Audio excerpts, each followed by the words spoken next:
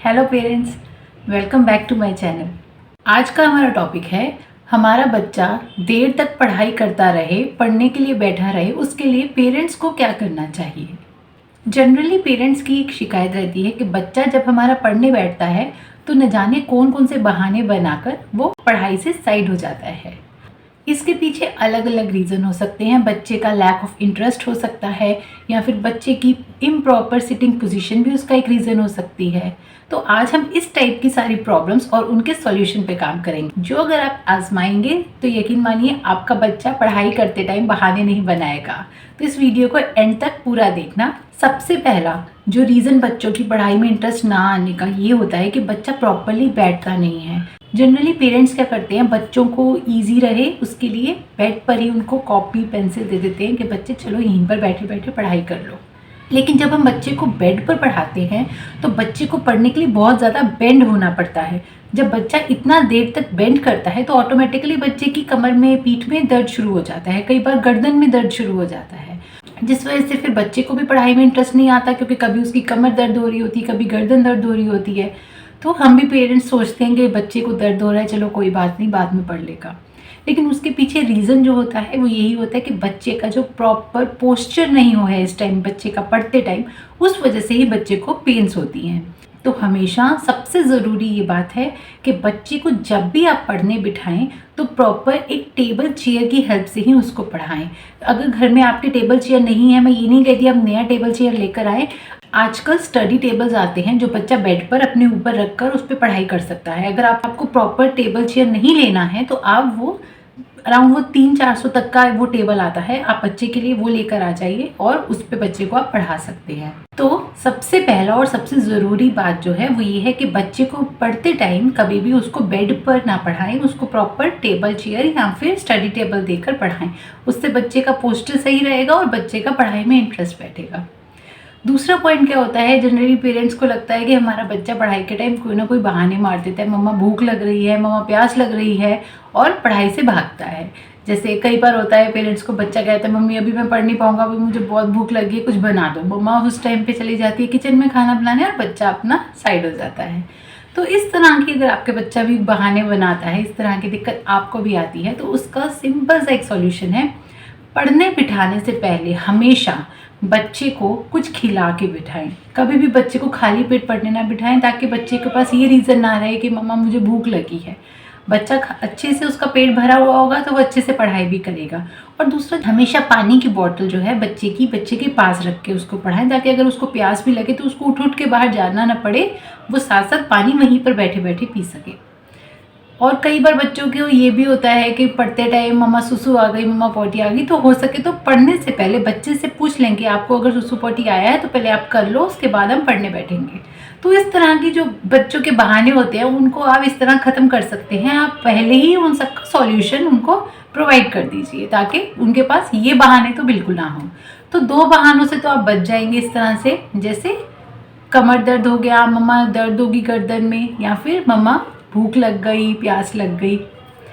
तीसरी बात जो सबसे ज़्यादा ज़रूरी होती है वो होती है प्रॉपर टाइम टेबल। एक प्रॉपर स्केड्यूल होना चाहिए बच्चे के पढ़ने का। ऐसा नहीं होना चाहिए कि मॉर्निंग में एक दिन आप पढ़ा रहे हो, एक दिन आप इवनिंग में पढ़ा रहे हो, एक दिन आप दोपहर कर रहे हो, चल बच्चा बैठ जा पढ़ने के लिए। ऐसे कभी भी कोई भी टाइम बच्चे के लिए पढ़ाई का बना दोगे तो बच्चा भी कंफ्यूज हो जाएगा कि यार अभी तो मुझे खेलना था, अभी तो मैंने टीवी देखना था, और अब मम्मी मुझे पढ़ने के लिए बोल रही हैं। तो इस चीज़ के लिए हमेशा बच्चे का, चाहे दिन में आप 2 घंटे पढ़ाएं, 1 घंटा पढ़ाएं, 3 घंटे पढ़ाएं, एक फिक्स टाइम रखें। जैसे फॉर एग्जांपल आप शाम को 5 बजे बच्चे को पढ़ने का एक टाइम फिक्स कर दीजिए। बच्चे को बता दो कि भाई 5 बजे मैं तुम्हें पढ़ाऊँगी, तो मैं पढ़ाऊँगी।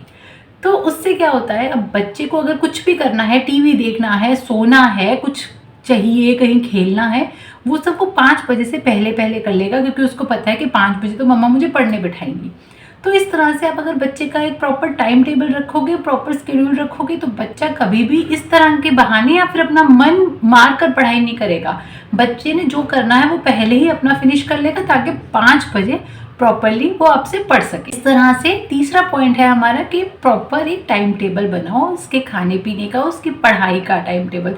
जैसे पेरेंट्स होते हैं वो कहते हैं बच्चे 12 बज गए हैं दोपहर के, अब खाना खा लो, या रात के 9 बज गए डिनर कर लो, वैसे ही पढ़ाई का भी एक टाइम होना चाहिए। कभी भी आप रैंडमली बच्चे को पढ़ने बिठाएंगे तो बच्चे का इंटरेस्ट नहीं बैठेगा कभी भी। फोर्थ एक पॉइंट है, जिन घर में बच्चे 2 या 2 से ज़्यादा होते हैं और उनको इकट्ठे आप अगर पढ़ा रहे हैं तो एक चीज़ बहुत ज़्यादा प्रॉब्लम करती है कि अगर एक बच्चा छोटा है और एक बड़ा है और छोटे का जनरली जल्दी काम खत्म हो जाता है क्योंकि उसका होमवर्क कम होता है, तो आप छोटे बच्चे को कहते हो कि बच्चे चलो कोई नहीं, जब तक भाई पढ़ रहा है टीवी देख लो या फिर भाई पढ़ आप गेम खेल लो तब तक।